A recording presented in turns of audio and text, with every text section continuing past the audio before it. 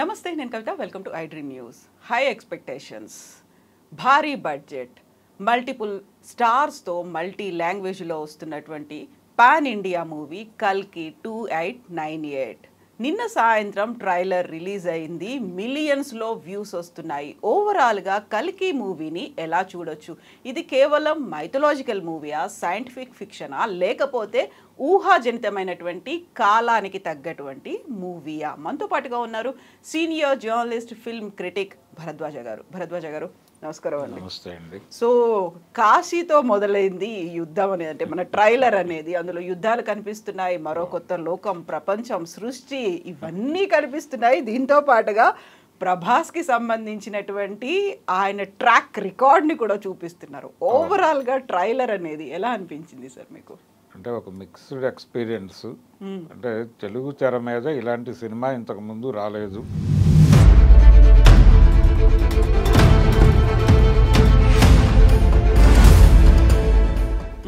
అన్న ధోరణిలో నడిచింది.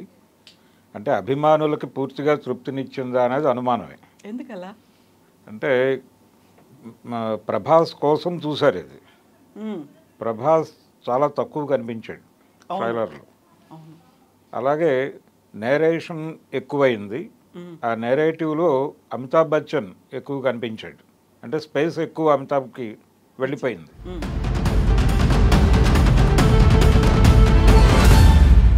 దీంతో కొంచెం అభిమానులు డిసప్పాయింట్ అయ్యారు, కానీ క్యూరియాసిటీ ఉంది. అంటే ఇప్పుడు దానికి వస్తున్నటువంటి వ్యూస్ చూస్తే ఈ సినిమా గురించి చాలామంది మాట్లాడుకుంటున్నారు అనే విషయం అర్థమైంది. అవును.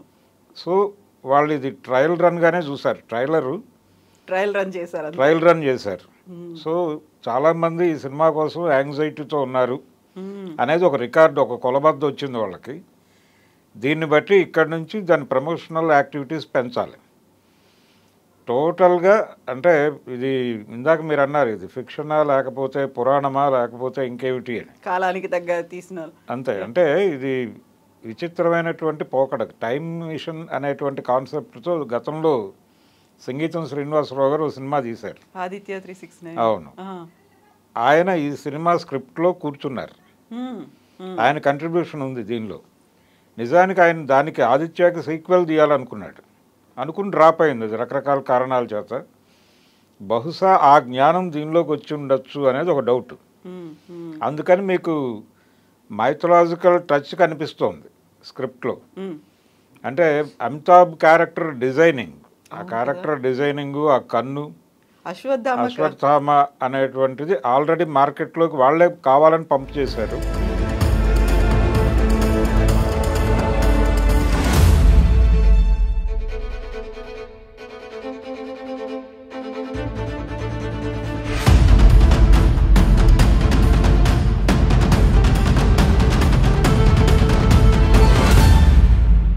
అక్కడి నుంచి మీకు మహాభారతంలో క్యారెక్టర్లు, రిఫరెన్సెస్ కనిపించవచ్చు, ఏదైనా కనిపించవచ్చు. అంటే డిఫరెంట్ టైమ్ లైన్స్లో జరిగేటువంటి కథని తీసుకొచ్చి కనెక్ట్ చేసి ఈ 3 పాయలుగానో 4 పాయలుగానో నడుస్తూ ఎక్కడో చోట మళ్ళీ కంక్లూడ్ చేస్తాడు. ఇది 2 భాగాలుగా నిర్మాణం జరుపుకుంటున్నటువంటి సినిమా. సో కంక్లూడింగ్ అనేది ఇప్పుడు ఉండదు. సో ఇప్పుడు మనం మొదటి భాగం చూడటానికి మాత్రమే సిద్ధమవుతున్నాం. ఇది సెకండ్ పార్ట్ చూడటానికి క్యూరియాసిటీ క్రియేట్ చేసేదిగా ఉంటుంది, అంతే. దీని మోటో అదే. అదే షూటింగ్ వీళ్ళు దాదాపు సెకండ్ పార్ట్ కూడా కంప్లీట్ చేసి ఉండొచ్చు, కొంత ఉంటుంది. అయితే ఇతను చాలా కష్టపడి ప్లాన్ చేశాడు. నాగశ్విన్ ప్రాణం పెట్టి చేశాడు ఈ సినిమాని. అంటే మహానటి తర్వాత వేరే ప్రాజెక్ట్ ముట్టుకోలేదు. దీని టార్గెట్ అంటే రాజమౌళి గారు ఒక మాట చెప్పాడు, కరోనా అనంతరం థియేటర్లకు జనాలు రావడం లేదు అన్నప్పుడు దానికి పరిష్కారంగా ఆయన చెప్పిన మాట ఏంటంటే, సినిమా అనేది థియేటర్కల్ ఎక్స్పీరియన్స్ ఇవ్వాలి ఆడియన్స్కి, అప్పుడు మాత్రమే థియేటర్కి వస్తారు. ఎందుకంటే చాలా ప్లాట్ఫామ్స్ మీద సినిమాలు అవైలబుల్గా ఉన్నాయి, కానీ థియేటర్లో చూస్తే తప్ప ఆ అనుభూతి రాదు, అనిపించాలి సినిమా. అది తీసుకున్నారు వీళ్ళు. అది తీసుకుని ఈ లెవెల్లో ఇంత గ్రాండియర్గా తీయటము, అంత రిచ్గా చూపించడము, అంత రిచ్. అంటే దీనిలో చాలా ఉంటాయి. థియేటర్లకు జనాలను రప్పించడానికి ఆడియన్స్ని ఇన్వాల్వ్ చేస్తూ, అంటే థియేటర్లో సీట్లు కదిలేటువంటి టెక్నాలజీ కూడా పట్టుకొచ్చేసారు కదా మన వాళ్ళు. అవును. ఇంత కష్టపడుతున్నారు థియేటర్లకు జనాలను రప్పించడానికి. దాదాపు అదే కష్టం వీళ్ళు పడ్డారు ఈ సినిమాలో. కల్కి ట్రైలర్ చూస్తే అదే అర్థమవుతుంది. అంటే ఇది ఒక చందమామ కథలాగా అనిపించాలి, అన్ని జనరేషన్స్ వాళ్ళు కనెక్ట్ అవ్వాలి. పౌరాణిక నేపథ్యం ఉంటే తప్ప అది సాధ్యం కాదు. అందుకని ఈ పౌరాణిక నేపథ్యం తీసుకున్నారు. దానికోసం అని చెప్పి సంగీతం గారిని ఇన్వాల్వ్ చేశారు దీనిలో. మీరు ఏ సినిమా అయినా తీసుకోండి, చాలా పెద్ద హిట్ అయినటువంటి ప్రతి సినిమాకి ఒక పౌరాణిక నేపథ్యం ఉంటుంది, ఇంక్లూడింగ్ షోలే. అమితాబ్ గారి పెద్ద హిట్ సినిమా షోలే కూడా రామాయణం నేపథ్యమే. అదేదో సెవెన్ సమురాయి ఇవన్నీ మాట్లాడతారు, కానీ మీకు బాలకాండలో విశ్వామిత్రుడు వచ్చి రామలక్ష్మణులు నువ్వు నేను యాగరక్షణ కోసం వినియోగించుకుంటాను అంటాడు. ఇందులో సంజీవ్ కుమార్ వెళ్ళి ప్రభుత్వాన్ని అడుగుతాడు, తీహార్ జైల్లో ఉన్నటువంటి ఫలానా 2 ప్రిజనర్స్ కావాలి నాకు, వాళ్లతో నేను మా ఊరు కాపాడుకుంటాను బందిపోటు దొంగల నుంచి అని అడుగుతాడు. వాళ్ళని తెచ్చి ఆ యాగరక్షణ చేస్తాడు. అంటే విశ్వామిత్రుడి క్యారెక్టర్లో సంజీవ్ కుమార్ని, రామలక్ష్మణుల పాత్రల్లో అమితాబ్ని, ధర్మేంద్రని అనుకుంటే అది రామాయణమే, బాలకాండే, షోలే. సో మీరు పెద్ద హిట్ సినిమాలు ప్రతిదానికి ఒక పౌరాణిక నేపథ్యం కనిపిస్తుంది. అంటే దాని నుంచి జనాలని పట్టుకోవడం తేలికవుతుంది. ఇప్పుడు రోజా సినిమా కూడా సతీ సావిత్రి అనేది అందరికీ తెలిసిన విషయమే. అక్కడ యమధర్మరాజుతో దెబ్బలాడి పతి ప్రాణం వెనక్కి తెచ్చుకుంటుంది ఆవిడ. ఇక్కడ ఉగ్రవాదులతో దెబ్బలాడి తెచ్చుకుంటుంది. కాశ్మీర్ నేపథ్యం ఇదంతా దానికే తీసుకున్నాడు ఆయన. అంటే బాలచందర్ చెప్పిందే అది ఆయనకి, మణిరత్నంకి, ఈ లైన్లో సినిమా చేస్తే వర్కౌట్ అవుతుంది అని. దాదాపు ఇక్కడ కూడా అదే జరిగింది. కల్కి కూడా ఈ మహాభారత నేపథ్యంతో పాటు ఇంకా అనేక పౌరాణిక పాత్రలు కనిపించవచ్చు సినిమాలో. అశ్వత్థామతో దీన్ని రిలేట్ చేస్తున్నారు, కానీ అమితాబ్ది కమల్ హాసన్ క్యారెక్టర్ ఏమిటి, అది దేంతో రిలేట్ చేస్తారు?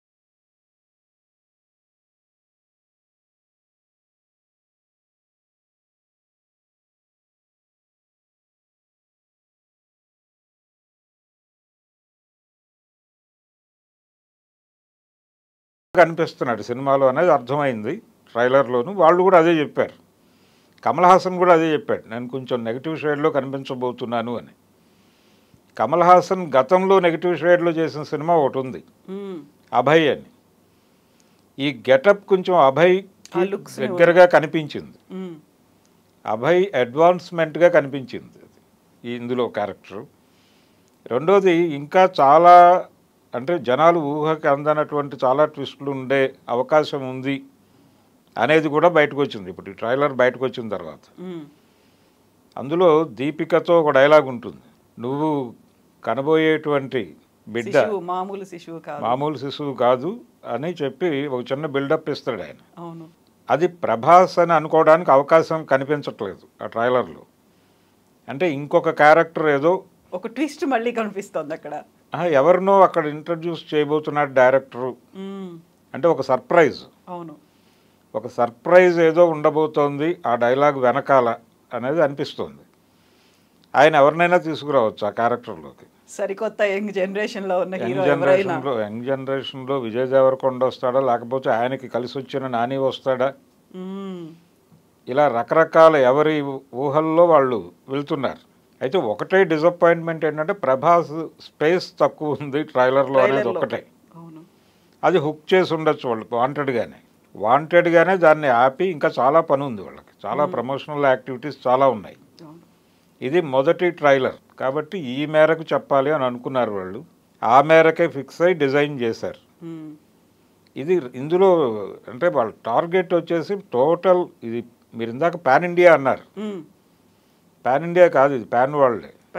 ఒక హాలీవుడ్ రేంజ్లో తీసిన సినిమా. హాలీవుడ్ సినిమా అంటే తెలుగు సినిమా అనేది ఇప్పుడు 3 భాగాలుగా చీలిపోయింది.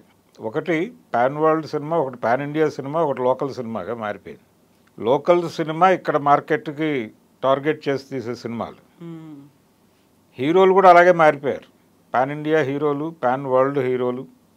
ఈ మధ్య ఎన్నికల ప్రచారంలో ఆయన పవన్ కళ్యాణ్ అన్నాడు ఆ మాట, నాకంటే జూనియర్ ఎన్టీఆర్ పెద్ద హీరో, నాకంటే అల్లు అర్జున్ పెద్ద హీరో, ఇలా మాట్లాడాడు ఆయన.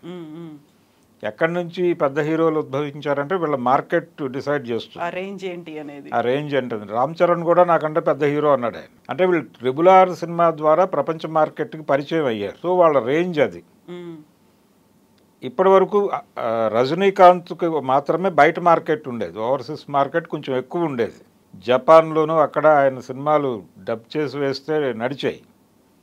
ఇప్పుడు వీళ్ళ సినిమాలు కూడా నడుస్తాయి అనేటువంటి ఒక కాన్ఫిడెన్స్ వచ్చింది. బాహుబలి నుంచి ఈయనకు ఆ మార్కెట్ క్రియేట్ అయింది ప్రభాస్కి. కానీ ఆ మార్కెట్ని పట్టుకోగలిగే సబ్జెక్టుతో సినిమా పడలేదు, అది ప్రాబ్లం. సలార్ కూడా వీళ్ళు ఎక్స్పెక్ట్ చేసిన రేంజ్కి వెళ్ళలేదు. దానిలో లోపాలు చాలా ఉన్నాయి. అంటే చావు తప్పి కన్నులొట్టపోయి అన్నట్టుగా సినిమా పర్వాలేదు అనిపించుకుంది. అది రెవెన్యూ కూడా వాళ్ళు ఎక్స్పెక్ట్ చేసిన రేంజ్లో రాలేదు. దాని ఇబ్బందులు దానికి ఉన్నాయి. అందుకని వాళ్ళు సెకండ్ పార్ట్కి రివ్యూ చేసుకుంటున్నారు ఇప్పుడు. ఈ టైం గ్యాప్ తీసుకోవడానికి కారణం అదే. ప్రశాంత్ నీల్ అయితే ఇప్పుడు పురాణాలకి లింక్ ఉంటుంది అనుకున్నప్పుడు, అది అశ్వత్థామ క్యారెక్టర్ లాగా ఉంటుంది ఇవన్నీ అనుకున్నప్పుడు, వెరీ బిగినింగ్లో పోస్టర్ రిలీజ్ చేసినప్పుడు దీన్ని ఒక మార్వెల్ సిరీస్తో పోల్చారు, లేకుంటే ఒక డూన్ అనేది ఉంటుంది అని అనుకున్నారు. అంత మిక్స్డ్గా కనిపించి ఆ క్లారిటీ అనేది క్లియర్ పిక్చర్ కనిపించిందని ట్రైలర్లో. మార్వెల్ సిరీస్ తాలూకా ఇంపాక్ట్ అయితే ఉంది అతని మీద. అంటే ప్రజెంట్ జనరేషను చందమామ కథలతో మాత్రమే కాదండి, వీటితో కనెక్ట్ అయి ఉన్నారు. సూపర్ హీరోస్తో కనెక్ట్ అయి ఉన్నారు. ఈవెన్ నాగశ్విన్ కూడా వాళ్ళని చూస్తూ పెరిగిన కుర్రాడే అయి ఉంటాడు. అది ఐరన్ మ్యానా లేకపోతే మరొకట అది వేరే. కానీ మొత్తానికి ఈ సిరీసు ఈ నేపథ్యం ఉంది అతనికి. అతని డ్రీమ్ ప్రాజెక్ట్ ఇది. ఇలాంటి ఒక సినిమా తీయాలి అనేటువంటి ఇన్ఫ్లుయెన్స్ అతనికి మార్వెల్ సిరీస్ నుంచి వచ్చి ఉండొచ్చు.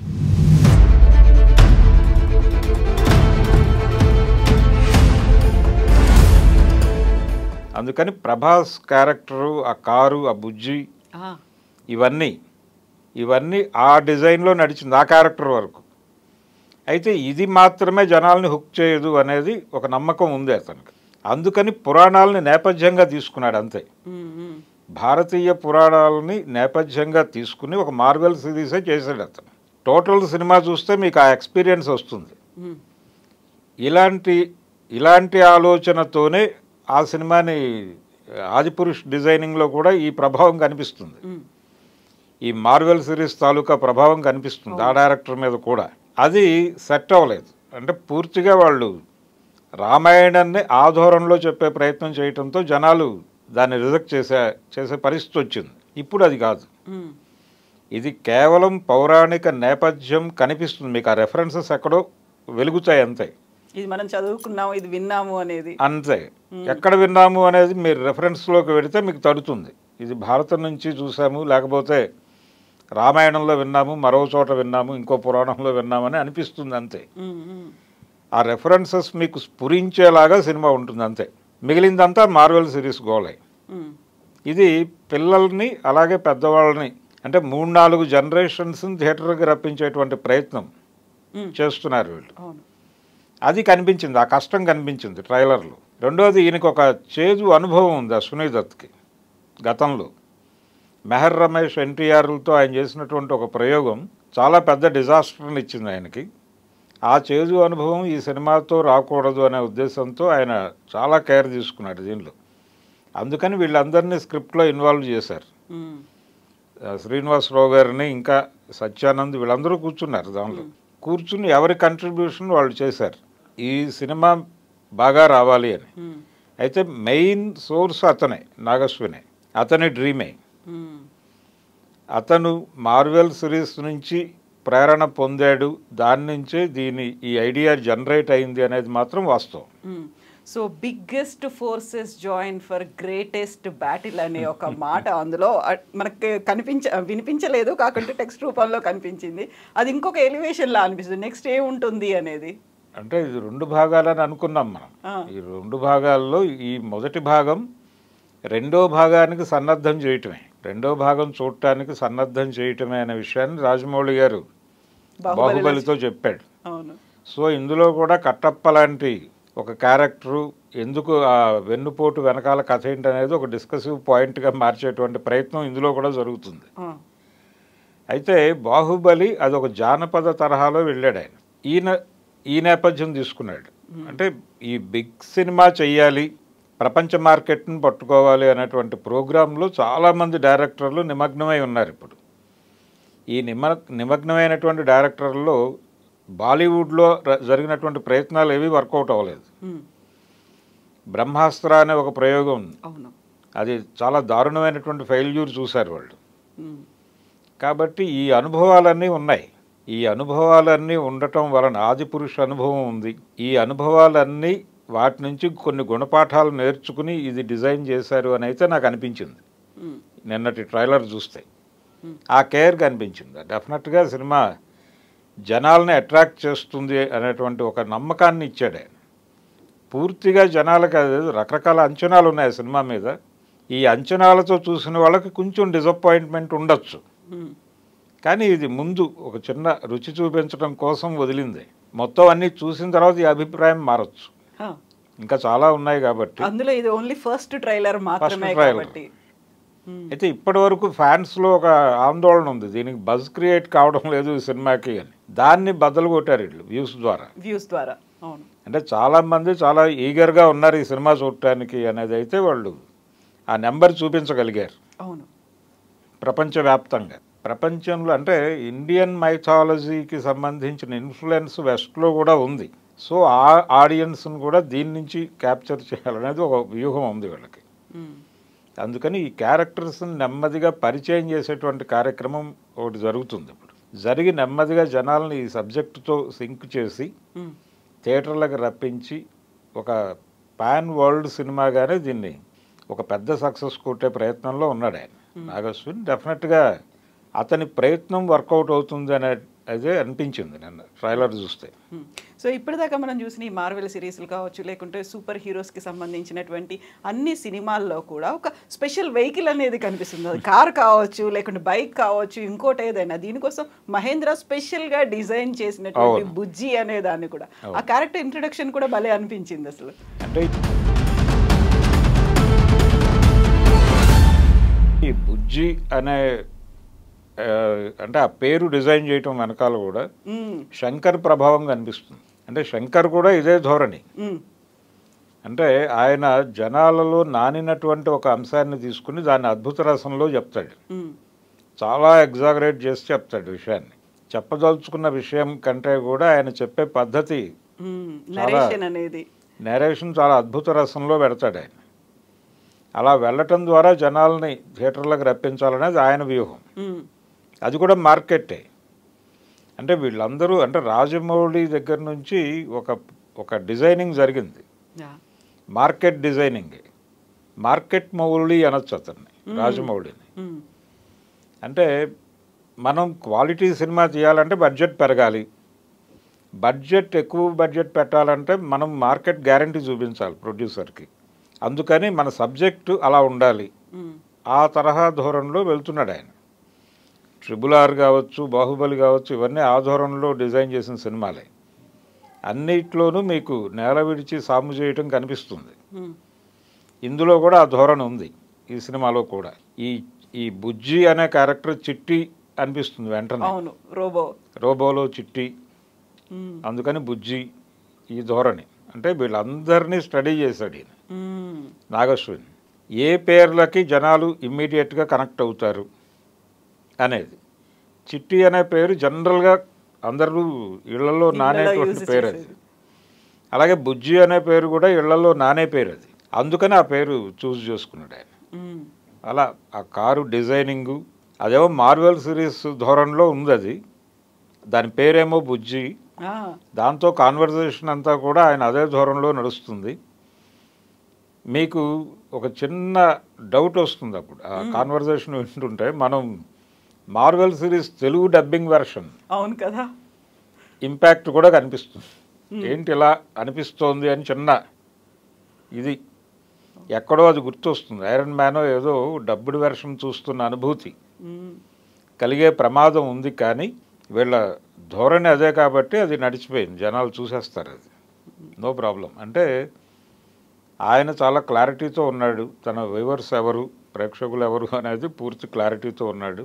వరల్డ్ ఆడియన్స్ని థియేటర్లకు రప్పించడం కోసం డిజైన్ చేసిన ప్రాజెక్ట్ అది. అశ్విని దత్ గారికి చాలా ప్రెస్టీజియస్ ప్రాజెక్ట్ అది. ఇప్పటి వరకు ఎడిటెడ్ వెర్షన్ చూసిన వాళ్ళందరూ చాలా పాజిటివ్గానే రెస్పాండ్ అవుతున్నారు బయటకు వచ్చి. సో సినిమా డెఫినెట్గా వైజయంతి నుంచి మళ్ళీ ఒక బ్లాక్ బస్టర్ చూడబోతున్నాం అనేటువంటి హోప్ అయితే కలిగించాడు ఆయన. డిసప్పాయింట్ చేయలే. అంచనాలు ఉండి కొంచెం ఇబ్బంది పడిన వాళ్ళు, ప్రభాస్ అభిమానులు ఇలాంటి అభిప్రాయాలు వస్తున్నాయి, కానీ ఇది కూడా మంచిదే అనుకుంటున్నారు వాళ్ళు. ఇది ఇంకొంచెం క్యూరియాసిటీని పెంచుతుంది. మనం డబ్బింగ్ గురించి మాట్లాడుకున్నప్పుడు, డబ్బింగ్ హాలీవుడ్ మూవీలా ఉందనుకున్నప్పుడు అమితాబ్ బచ్చన్ కావచ్చు, దీపికా కావచ్చు, వీళ్ళందరూ వాళ్ళకి వాళ్ళే డబ్బింగ్ చెప్పుకోవడం అనేది కూడా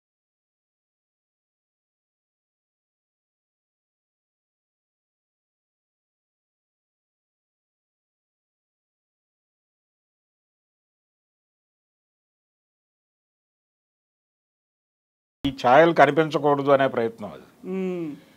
అంటే ఈ బుజ్జి ప్రభాస్ కాన్వర్జేషన్ అలా అనిపించింది. అవును, పర్టికులర్గా బుజ్జి డైలాగ్స్ ఇది ఎక్కడో మనం ఒక డబ్బుడు హాలీవుడ్ సినిమా చూస్తున్నాం అనే అనిపించేలాగా ఉంది అది. ఈ అనుభూతి నుంచి జనాలను బయటకు లాక్కురావడానికి ఎవరి డబ్బింగ్ వాళ్ళతో చెప్పించే ప్రయత్నం చేశాడు. నిజానికి ఆ ప్రయత్నం చేయటం వల్లనే కమల్ హాసన్ క్యారెక్టర్ని గుర్తుపెట్టారు జనాలు. ఎగ్జాక్ట్లీ, లేకపోతే ఐడెంటిఫై చేసేవాళ్ళు కాదు. అంటే ఆయన వాయిస్, ఆయన డైలాగ్ డెలివరీ జనాలకి ఇది అమితాబ్ అనేది కనెక్ట్ అయింది. కమల్ హాసన్ అని, లేకపోతే ఇంకెవరో అనుకునే ప్రమాదం కూడా ఉంది అక్కడ. ఎగ్జాక్ట్లీ, ఆయన ఒక టిపికల్ స్టైల్లో మాడ్యులేషను.